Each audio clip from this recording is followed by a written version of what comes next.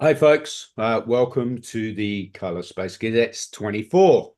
You can see here I have my fantastic colorist mark. Look, can you read that? All the way from Mr. Mark Wheelage from Los Angeles. With us this week, we have Mr. Kevin Shaw, all the way from sunny London. Hi, Kevin. I wish. I'm very cold, but it's not at all sunny. We've had a miserable, rainy day today, so I feel quite privileged to be in a grading suite in the dark, not missing the sun at I've all. yeah, I've heard the weather's been a bit grim there. Oh, Let's shocking. What now? A little intro. I mean, you are a man who wears a number of hats. A brief little bio of what you've been up to and what you're about at the moment. Well, after the strikes last year, I started work on a new set of courses, a new set of classes, and that kicked off in January, and it runs through till June. So that's taken up a lot of time. And then I work for Mission as head of color, where I manage color pipelines, do a bit of grading. Had a couple of indies come through, just finishing up one today. So doing a bit of proper traditional color grading as well. And then of course running the Colorist Society and setting up with you the Colorist Mixer for NAB. That's on, by the way. That is, we'll talk a little bit about that later. That's good news. Yeah. Let's head over to Los Angeles with breaking news. Aurora Gordon, welcome. First time as a Hi. guest here. Now, you have a bit of breaking news that you are changing companies and going to keep me posted to part of the Photochem group. It's really That's exciting. right. Can you That's just share right. a little bit? Yeah. I just finished up an Amazon freebie show at Arsenal, and it was a good time for a transition, I think, in addition to uh, an independent film that being released by Lionsgate called Amber Alert. And yeah, I'm excited to be joining the Keep Me Posted Photochem teams in April. Be doing a episodic out of Keep Me Posted and feature films out of Photochem. And I'm so grateful for both teams. There's so many wonderful weirdos in our little niche, our tiny little niche of the industry. Excited for more So, adventures. yeah, great. A little bit of background. Rory, mainly you do episodics and features and TV. You've been nominated for HBO Award for Lovecraft Country, a lot of HDR stuff. Just Yes. quickly, how does a move come around? Do you sort of go fishing for a move, or does someone ring you? Generally, how does that sort of thing work? Do you apply with a CV like we used to do? I was talking to somebody recently and they referred to it as it's kind of like buying a house. You sort of just know when the right opportunity is there and you jump on it. So a little bit of hearing from other people, keeping past relationships in mind, and I think for me, I am a long-term monogamist. Monogamy is my jam.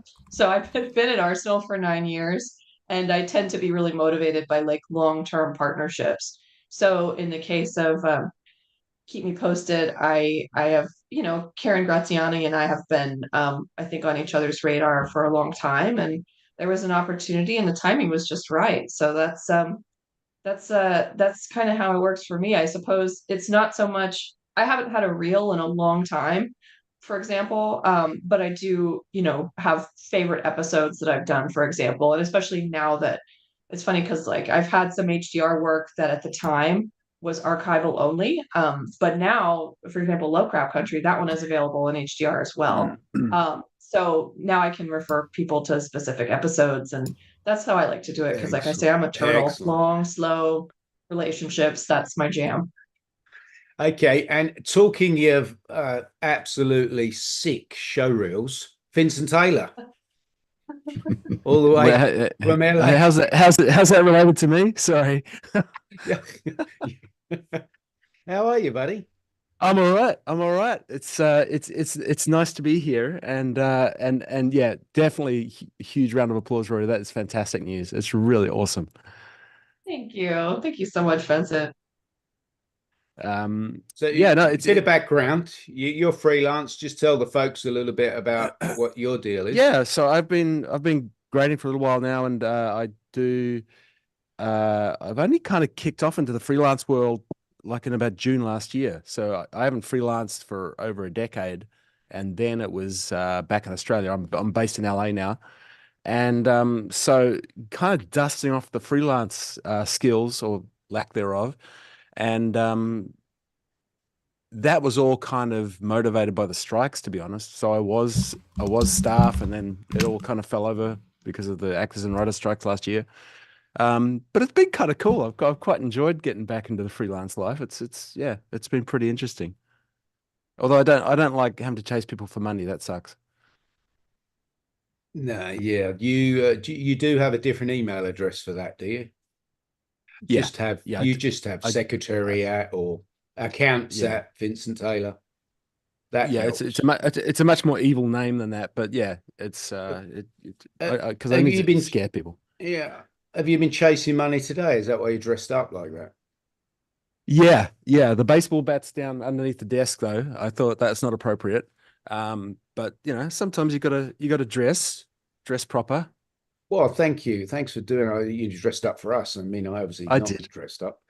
Good. Well done. Beautiful. So, it's good. So, we are going to look a little bit into what's happening in color correction in 2024 because we're in different areas, different markets. Let's start with you, Roar, if we can. How is the scene now back in the US after the strikes? Is the shows that started shooting after that, are you now seeing this into post about or not quite yet? How is it? Well, definitely the timing, I think, of everybody's projects was a total luck of the draw. I was really lucky because before the strike, I had a show that was in production and was able to uh, finish shooting. And I think they finished locking before before both strikes began. So that basically carried me through the summer. And then I had another one that just barely was shooting, had a non-writing showrunner on it. They were able to continue shooting until the actor strike began. And that one was on hiatus until the actor strike was over because they couldn't do ADR. But again, the timing was I was really lucky. I was only on furlough for a couple of months there. The second one, it basically because the studio shut it down during the actor strike, we had something to come back to that was a full 8 episode series after the actor strike. So that was just really lucky for me personally in terms of timing. I feel like I'm seeing a lot of episodic colorists who were I think a few years ago with like the golden age of television, right? You saw a lot of feature film colorists like getting into episodic. And I think it's the other way around. It's like Yeah. everyone's like, "Ooh, are there any cool indies I can work on?" Or seeing episodic and feature colorists doing some really cool commercial work. I had an opportunity to be a judge for the HPA Awards this year, and there was a lot of cool commercial material, documentary material. So I think that's the facility. I think facility side, as much as freelancer side, people were looking to diversify and make sure that there's just restoration to like just different things to keep us all afloat because it's been a scary, chaotic year. There's no other way around it. Yeah, that's great. That's another great segue. I'm a king of segues. Talking of scary. CJ, you started your own company. Now, surely that is a scary thing. Is that crazy thing to do? Tell us. You are owner colorist of your own shop, Yeah. Mood Lab in Melbourne, Australia. What we're going to say last year was your first year? How was it? Yeah, it was pretty rough. Like we've had enough coming through to keep everything ticking along, but no, it wasn't the best first year to start a color grading facility. It was pretty quiet, and also advertising's kind of dropped off as well. Usually when there's a bit of dip in long form, you can have pick up some, you know, commercials and things and keep things busy. But we're still waiting for it to take off. And also, sorry, I'm a few minutes late. That's fine. That's a good question. So here's a question. So traditionally, and I'm going to say probably way back when Kevin and I were young, you were a colorist and you did one. Yeah, sorry. Yeah. You were colorist, you did one genre. They'd feature film guys and it would never touch a commercial and you wouldn't do an episodic. And this is how it was in London. But now you've started your company, CJ. I'd imagine you'd say yes to anything. Is that right? And are you finding that you can pitch to these different clients within the from the one company? Yeah, I've always not really understood that idea. When I started at Digital Pictures, it was a similar thing, where the commercial colorists were separated from the long form colorists, which to me it's like the same job, so I don't quite understand why. I mean, other than having a different way of running a room, I don't really see it, and like different time management. It's the same thing. So we pitch ourselves as being like color specialists, so we focus mostly just on sort of start to end color. It doesn't matter the length of the project. We just customize the service around that. The tricky one for me right now is trying to pitch on the bigger budget long form jobs. Just being a new facility and being new in the space, people are afraid to take risks and go with a new place. I think that's our main challenge right now. But we do have a relatively big TV show coming through in May, which we're excited for, which is the 3rd season of a show I've been the colorist on for the first 2 seasons. So that I think that'll be quite good for us to get our name out there a little bit more. Yeah. Fantastic. That's good news. Good news. Awesome. Yeah, that's good. Kevin, you finding in London that colorists are, I'm going to say, swapping genres a little bit more, or is it still a bit more here's the commercial girls and guys and here are the feature film people? No, I think they like to be as diverse as they can. But yeah, it is it's tricky. I think it depends. I think it's harder for freelancers and smaller boutique shops to be diverse, because you have to do a lot of chasing and entertaining and following up.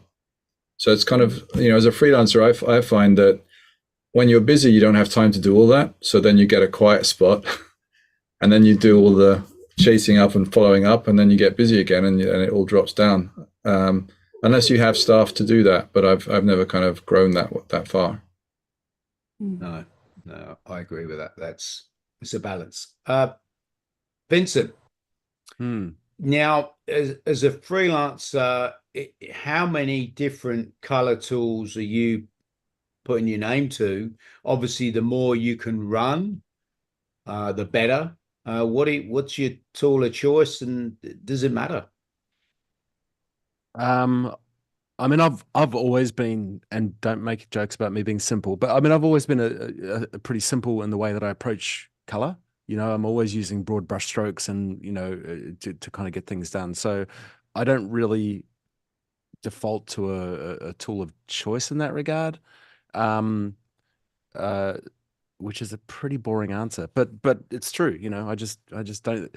I keep seeing new tool sets come through and new OFX plugins, and I go, oh, that looks pretty good. That looks pretty cool. But I guess I'm a creature of habit, so I don't tend to dip into them too much. What I mean, though, you can run a baseline and you can run a resolve. Oh, I'm sorry, I misunderstood. Yeah, well, it was a double question, really. It was a bit of both. So you can run a baseline and a resolve, yeah.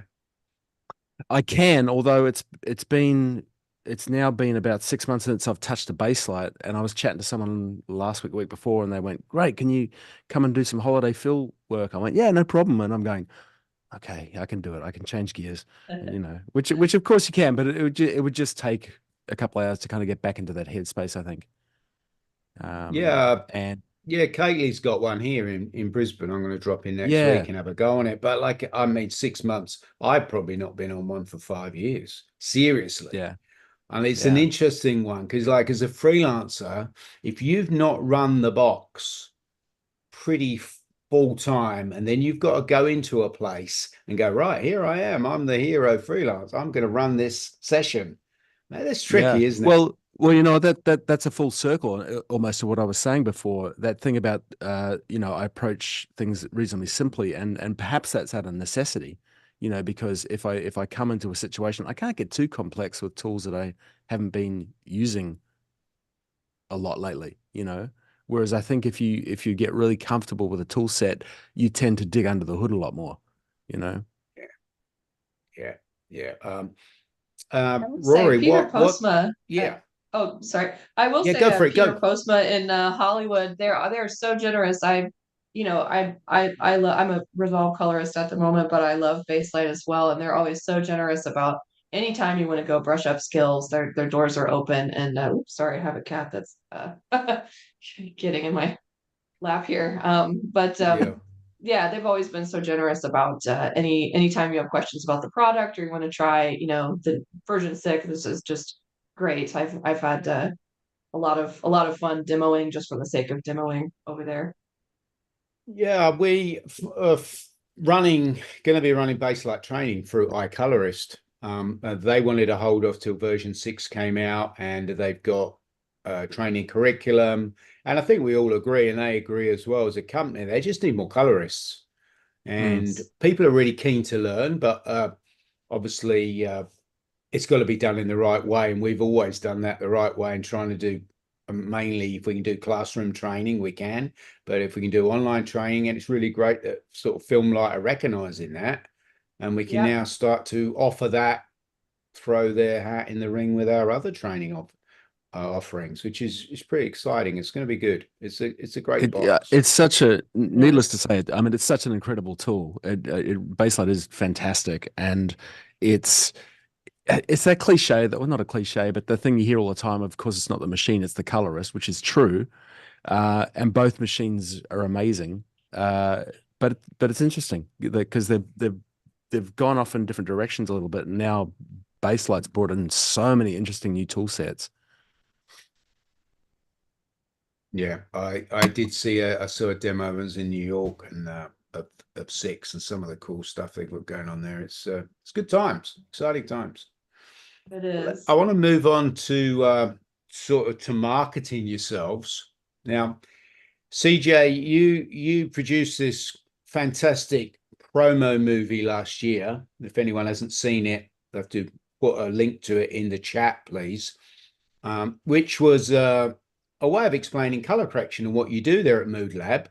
Can you talk a little bit about it and how it came around? And would have taken a while to put together, I would have thought. Yeah, we produced a video to promote our new service, which is a cloud-based daily service.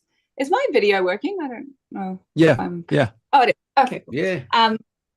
Sorry. Yeah, so the video is about cloud-based dailies, and it's a little bit more of a holistic approach to dailies than what we're used to, where dailies is a bookended approach. So we made a video, and we tried to be a little bit fun and lighthearted about it, because it can all get a bit dry and technical. And so that's more just a bit of an introduction to the idea and the concept of flexible dailies, and all the reasons why, like, we think productions should kind of do it as a standard now. That dailies, there's no real reason why dailies shouldn't be implemented like across all productions. At the moment, it's really just the high budget stuff that's putting in that pipeline and in that workflow. I mean, Vincent, when we shot film, when we did telecine, like everything went through a colorist before it went to the edit. And we can easily do that again. It just means the colorists prep the media for the editors. And then if the client or if something's not working during the edit, they can give us a call and we can just tweak it and we update that footage. And it's a really wonderful workflow. And when we've got people in using that workflow, they all have this sort of aha moment. But I am having trouble convincing people to change their behavior up front. It's like once they experience it, they get it. But just I don't think I'm naturally a salesperson either. So that's been really challenging for me. I don't know that many colorists are like, overly like sales people. Like we kind of but CJ, I think you are really good at it, and I think unfortunately it just does take time, to kind of that's it, for sure. Yeah, that's right. And so we're just trying to get people to really experience it, and word will get out, and everyone will be doing. Obviously, great. So you have a website, you do social media, you do those sort of things. And I know you did an event when you launched as well. So mainly the usual things that you're doing, trying to promote the company. Is there any other ways that you can get to people? Do you like cold call, email direct, letter direct, anything like that to get to producers? Yeah, a bit of introing from directors who I work with. I mean, a lot of my closer relationships in the industry are with DOPs and directors. Last year, we also sponsored the ACS Awards, the Cinematography Awards here in Australia. And that was awesome, like just being there and talking with people. So being more technical and an operator, I kind of get in through those types of people and then get to the producers to talk to them that way as well. There's a little bit of cold calling, going through the list of productions that are happening and reaching out to people to see if they've kind of locked in a post house yet. But yeah, it's a bit of a combination, and the social media thing is really important now, but it's a lot of work. And it's a lot of work, and it is, like Kevin said, it's kind of hard to kind of keep on top of all that stuff and also work and balance that all when there's only two and a half of us here. So yeah, we're trying to do it all, but steps at a time. That's good. It is. So Kevin, with Mission, do Mission get a lot of their work just through reputation, or is it really competitive in the UK in that space now? It is very competitive for two reasons. You've got the kind of the specialist boutique companies and the rental houses like Mission is. But then you've got companies like, Company 3 and Harbour that want to get in on the action because they figure if they get in on the dailies, they can pull in the post. And then they'll try and do effects pulls and the whole thing. So it's pretty competitive. It's all about relationships, definitely, for sure. And I think most productions these days, they like to keep a team together. So if you get in with a team, then that's really where most of the repeat business comes from. And if you go the extra mile and show willing, you've got a little bit of extra time and some personal attention, I think that's really cements it. You really have to mess up then before you lose the jobs. It's interesting. I did a fair bit of dailies back in film days, where you physically got to be tethered to $1 million room and a telecine and sound and everything. And I've just come off 2.5 months with Ron Howard on an Eden movie that's shot down here. And I did remote dailies. So completely different. I would get a WhatsApp message going, I've got 2 reels ready for you. And I'd wander from my TV, or I was going to say the pub, but of course I've never been in a pub before working. So ignore that. And I'd just sit down, everything would be set up. I would log into the machine, get this working, get my panels working, and away I'd go. Got my monitor working. I'd grade a reel for maybe half an hour, and I'd go back and they'd go, well, the next one's not here yet. We're waiting for it to come in. I'd go and make a cup of tea. I'd have a feed. It worked really well. I mean, there is a little bit of latency there. Okay, you hit play and you wait. It's under a second. You may move a color control. It's different. You've got to get used to it.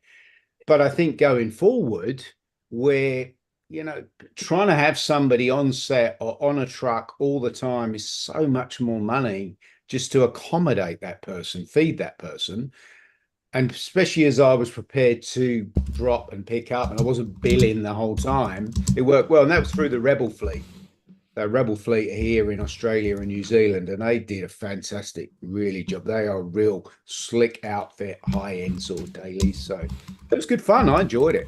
I mean, it, like, and then there's obviously the pajamas element as well, which you know. Yes. I was. Luckily, I wasn't sort of on Zoom to Ron every day.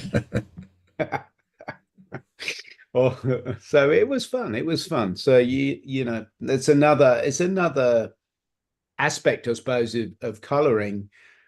You've got lots of different ways. You've got right dailies up front, and if you go right to the other end of it, you've got the archiving. Rory, are you seeing many shows getting remastered? Is that happening still? Is there an appetite for, I'm going to say, Hill Street Blues? Let's pull out all that film from the 80s, 90s and remaster? Well, remastering isn't a specialty of mine, but yeah, I think there's also a tremendous amount of research in the color science world about automatic tone mapping and looking at taking these gigantic SDR catalogs and converting them to larger color volumes. So that's an interesting. I suppose if people are looking for a way to pivot, there's always tone mapping research. It's a giant can of worms because it's not just a tone scale, but gamut mapping as well, and making sure that like we're really taking advantage of a larger color volume in terms of the 3D cube, not just a tone scale. Yeah, So that's interesting. it's an interesting area for research. It's not one that I've been involved with yet, but I know there's a lot of talk about it in white papers, and I've seen a couple of RIT I'm an RIT graduate, and I know there's a couple of students there that is looking evaluations between different processes is something that's on their radar. So that is, you're talking about taking an existing master that could be on a tape, and then that is the process of getting that to, say, let's UHD HDR, that process. Yeah, so that's obviously, well, someone has got to go through it. Not necessarily, I would say, color it, but somebody's got to be there checking it, making sure with eyes across it. Right. Obviously, there's more money, and I'm talking archive is where you pull the film out the can, wherever it was, cut an egg, whatever you had, IP, transfer that, true dust remastering. True remastering. I think most remastering really goes back before the tape. It goes back to original assets. And even if it doesn't, they're going to have to do graphics and things like that.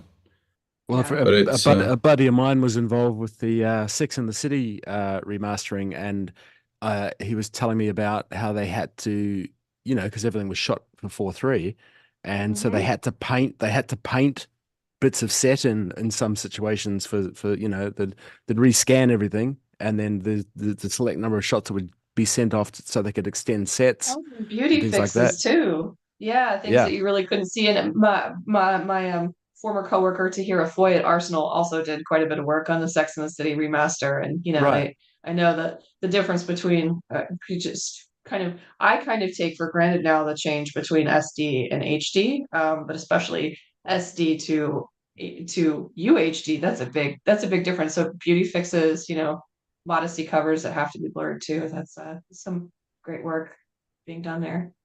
And I think audiences have changed as well. So what's acceptable now is a little bit of a higher standard than it was 20, 30 years ago. Yeah. I'd really love to be involved with the remastering of the A-Team. That would make me so happy. Oh, that'd be a dream job. That'd be so cool. That would be cool, Vincent. We imagine doing 8 seasons of that. We'd be set. When that would see me over the line if I got a job like that. Over the line. That would see me over the line and out to the golf course full time, wouldn't it? Yeah. Imagine that. 8 seasons. That'd be a 10 joy. eps in a season. Are you making up the 8 seasons, or do you know that there was 8 seasons of the A-Team? I'm just making it up. Oh, I was hoping you knew. I like that. I like the show, but I'll have to go watch it. Didn't they try and remake $6 Million Man? That was another one of my favorites. The- Sorry for the it's- teenagers it's- out there. It's still being worked on, I think. Mark Wahlberg was last in the mix, and they're changing it to obviously the $6 billion man. But I don't know. In a way, I wish they just would leave it alone. But they've just done the Fall Guy, haven't they? That was Lee Majors as Yeah. well. That's right. Yeah. All these shows that are, you know, getting turned around and coming back out again. Yeah. Why would you bother writing new content, right? Let's just reuse it. I think the thing that gets me excited is I'm just waiting for the DCI white paper on HDR in the cinema to kind of really hit home, because I don't think there's any content for that right now. So that's a whole new game that somebody's going to get into. Yeah. Well, 300 nit masters, direct view. Yeah. Did anyone see the Transformers 300 nit pass that Barco put? I think they've done that demo a couple of times here in LA with the light steering projector. It is a lot of light. 300 nits at 20 feet wide is a lot of light. It's very impressive, but it is also, to me, it's not so much the light as it is the contrast going back and forth between, something that's like, close to screen level versus something that is really at 300 nits. Like the juxtaposition between that contrast ratio is the biggest change between watching something that's in a SDR color volume. Did you get used to it after a while, or was it the whole thing just No, full on? No, I didn't get used to it. I funny enough, I think they showed a couple of animated pieces as well, and those I think are more weirdly, those were more immersive to me because there was less extreme dark and extreme light. It was more like, this is our light level and it's up here. So that's really interesting. I mean, I think, the thing about a controlled surround like that is that you've eliminated a lot of variables, but I suppose the thing that's really left is people's unique experience, how your organic being, the relationship that your brain has to that to that sensing experience, I think is going to be really, really different between viewers because you've got the same surround. So what the thing that's left is the different ways that my eyes sense something versus your eyes versus my brain versus your brain. So well, it's like that. Rory, have you seen the direct view at the Onyx Cinema out there in Burbank? I have not. No, is that the quarter scale sphere, or is this a different? No. This is okay. I think it's a 10-meter screen direct view Samsung Onyx tiles. The difference is that with direct view, you can have the lights up and still have that contrast. It's much less hard on the eyes, I think. Yes, I would agree with that. Where is it, Kevin? It's in Burbank. There's one in Burbank. There's about 50 around the world, but there is at least one in Burbank, and I think is it Roundabout that's doing remastering on those screens? Oh, that's right. Yeah, you're correct.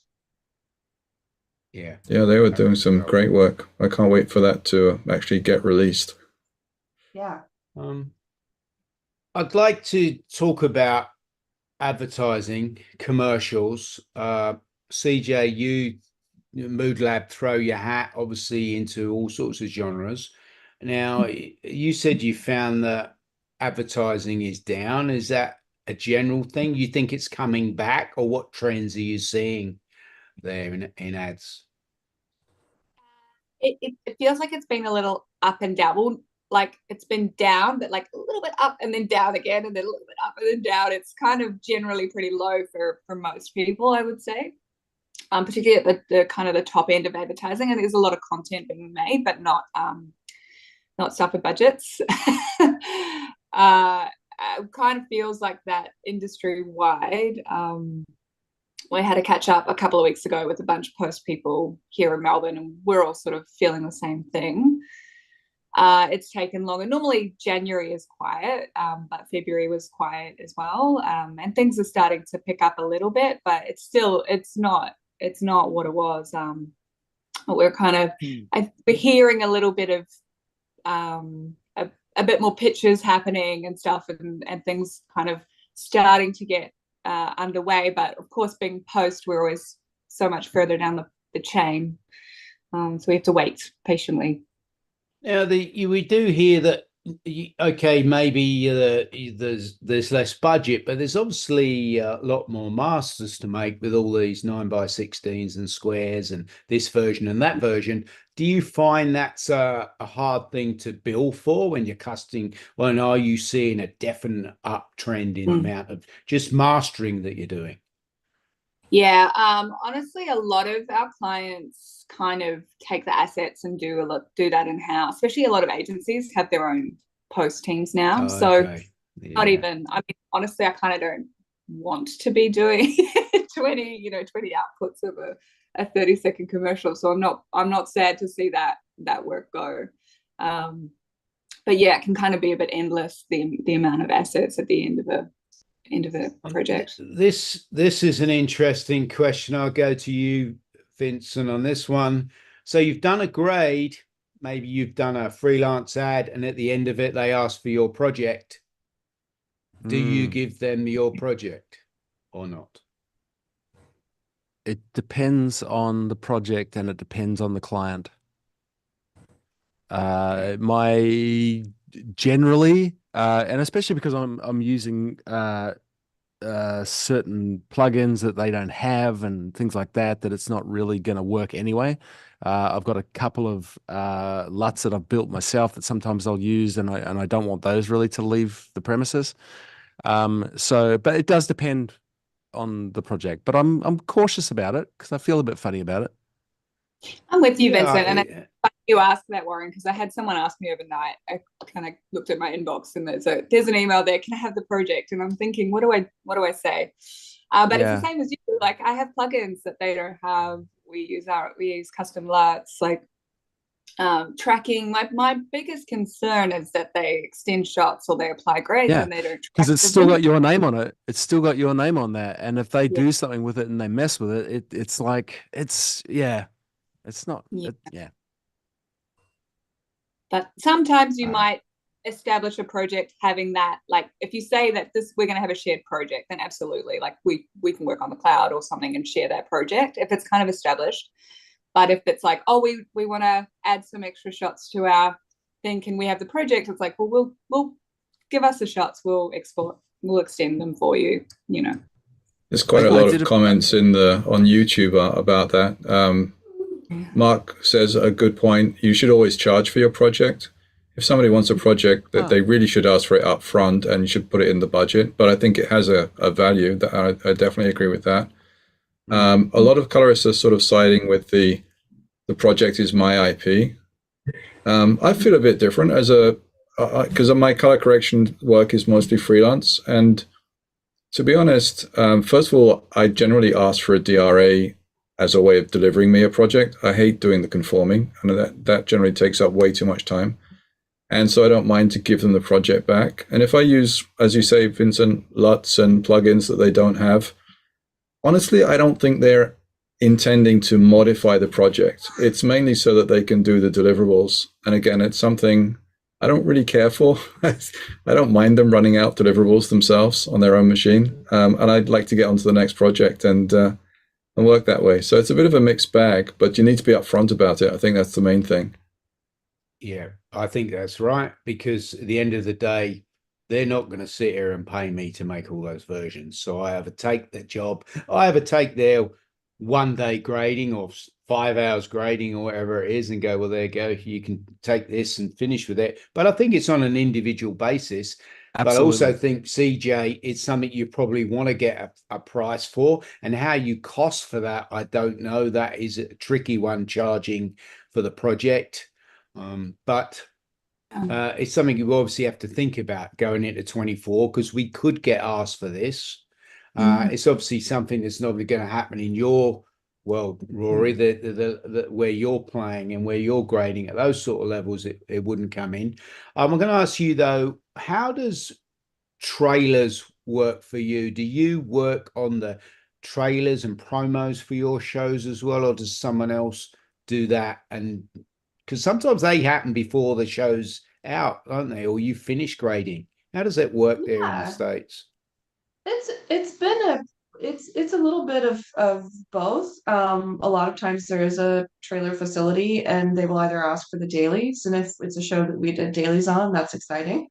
Um, or sometimes we do get trailer pulls and we'll do them and color trace them from the show. So it's exactly, an exact match for what's in the show. It's certainly, so I have a show that's got recaps and next ons, and that is all done in-house. That's all just, me going and tracking the shots down and making sure our colorist is going and checking it down and making sure that it's, consistent from episode to episode, especially in binge land times. It's good to have that consistent with the rest of the show. But yeah, I mean, I know I have several friends who work in trailer facilities, and that's what they do. So I know they take a lot of care in making sure that if they have, for them as well. I know I've heard of friends that'll have, a trailer that they're working on. Some of it is colored from the final project. Some of it is not. Some of it is, a match too, or I think I've heard Lynette Dunsing, who's colorist at Instinctual, her work on trailers. She'll talk about for BS&P. Sometimes they'll need to be edited. Specifically, I've heard her tell her story about, I think, blood, needing to tone down the color of blood to match, to satisfy standards.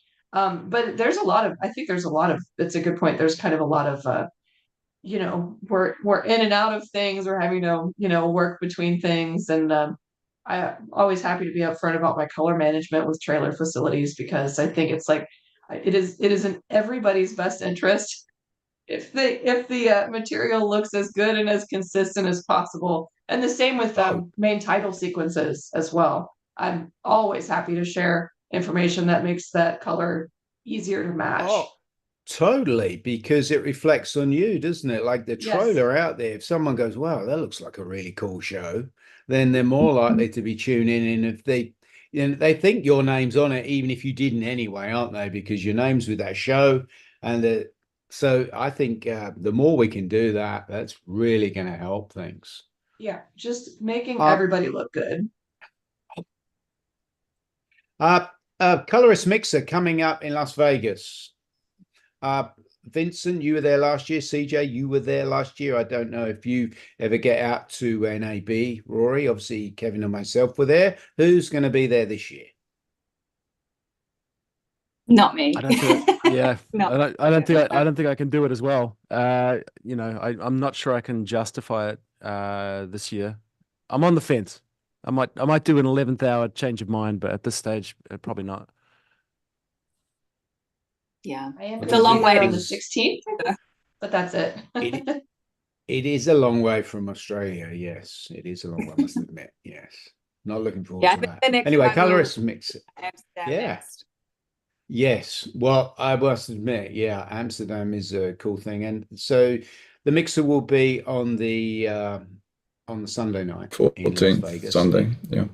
But exciting new venue, and it's going to be the 11th year. I'm going to say might be the 12th year, 11th year, and when we go to Amsterdam, that will be the 10th anniversary since the first Mixer in Amsterdam. So it's a brand that keeps on working, Kevin. And obviously now the Colorist Society is behind it, still getting hosted by myself and the iColorist, but the Colorist Society, because not for profit, is a really good vehicle to hold the finances for the mixers and the Colorist Society. So it's exciting times. There still seems to be an appetite for it, for people getting together and networking. And, we're talking about how we get work. You can always meet someone at these places, these events, whether it be a mixer or a DP cinema. Sometimes you can just be lucky and somebody says, oh, I can't do this show, or can you do an episode or something like that, or you meet a DP there. You just never quite know when you could just bump into someone, and then you start a relationship, then you can get a contact. So I think it's important to get to these events if you can. Because I think it was. I'm certainly not going from lack of one. Last year was the first time I had been, and it was delightful to meet people face to face, and I had some brilliant conversations. Like, it was really was rewarding. Yeah, I had so much fun last year. I would love to go again. But Yes, yeah, another year. we will be doing our NAB preview show next month, talking to some of our mixer sponsors, what more details about the mixer, more details about NAB, what we're going to expect to see, tips and tricks for surviving 4 days, which is not always easy. But apparently the South Hall is back open, Kevin. Yep, that's right. It's going to be a big one this year. Does that mean we don't have to get in a Tesla in a tunnel anymore? Oh, I'm going to do that just for the fun of it. I thought that was so cool. To get to that West Hall, but apparently they're going to go from the airport with those Teslas in the tunnel.